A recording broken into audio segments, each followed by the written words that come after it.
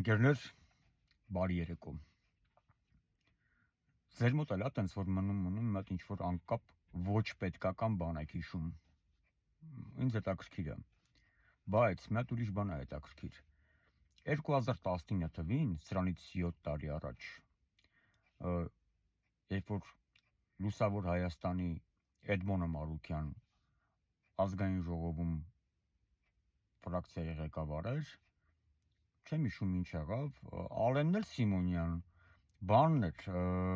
Արարատ Միրզոյանի տեղակալը, ԱԺ փոխնախագահը։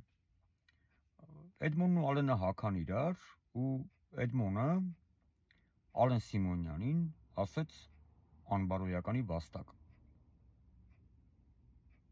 Ես չգիտեմ խի ասել իրականում, բայց ասել է ամեն դեպքում այդ երկու բառը հնչել է Մարուքյան Էդմոնի շուրթերից։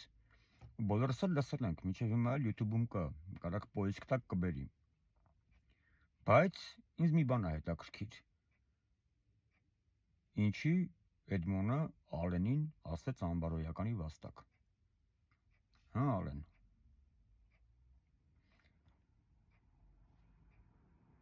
Հույս ունեմ